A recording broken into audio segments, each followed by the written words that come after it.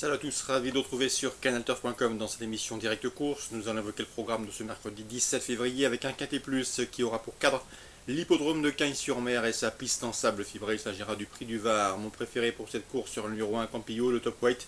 Le cheval a remporté ses deux dernières sorties publiques, de surcroît sur le parcours qui nous intéresse. Bien que remonté de 5 livres sur l'échelle du handicapeur, il me semble en mesure de poursuivre sa série victorieuse. Je lui poserai le numéro 12, c'est Admire Fuji, un bon finisseur, un cheval qui apprécie les courses sélectives. Il vient de terminer deuxième d'un quintet plus, le Prix de Marseille, devant 5 de ses rivaux du jour. Une confirmation est ici attendue à la faveur d'une course rythmée. Le numéro 3, Allez Henry, a mieux conclu que ne l'indique sa 10e place obtenue dans ce handicap référence Prix de Marseille.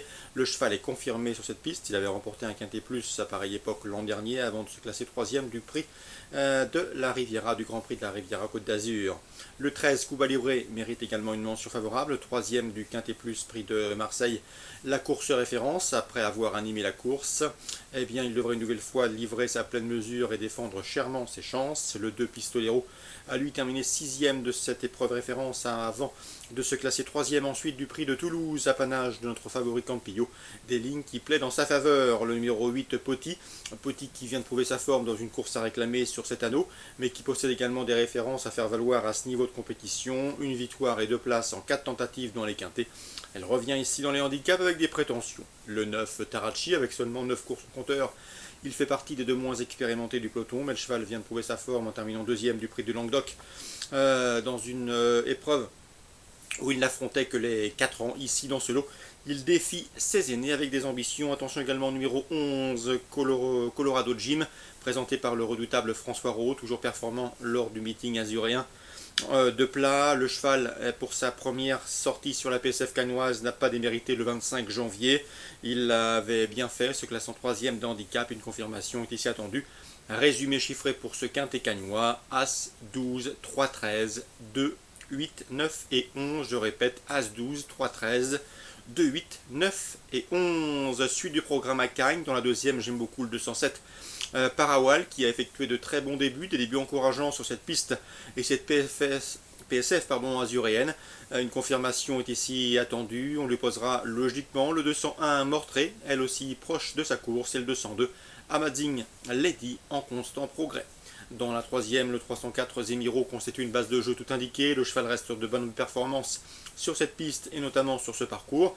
À lui de répéter, en tout cas l'opposition peut lui le permettre. Dans la cinquième, je vous conseille le 504 Alcior et le 506 Duc des Loges, des compagnons d'entraînement qui se sont respectivement classés 2e et 3e à l'occasion de leur début commun le mois dernier sur ce tracé. A priori, au papier, le 514 Ankel, 3e d'une listed race à Bordeaux courant octobre, devrait être leur principal adversaire. 504, 506 et 514. Enfin, dans la 6e, j'aime beaucoup le 601 Texas Ranger qui vient de s'imposer à ce niveau de compétition dans une course à réclamer sur ce tracé. Une confirmation est aussi attendue, même s'il lui faudra redouter sans doute le 606 Inventi qui reste sur 3 victoires en Italie. 601, 606. Concernant le 809 Grey Sensation, sachez que le cheval a bien fini dernièrement sur ce parcours. S'il répète cette performance, il devrait une nouvelle fois jouer un premier rôle. C'est un cheval régulier. Donc course ciblée pour Cagnes, 2e 7-1-2, 3e 304, 5e 4-6-14, 6e 1 et 6, 8e 809.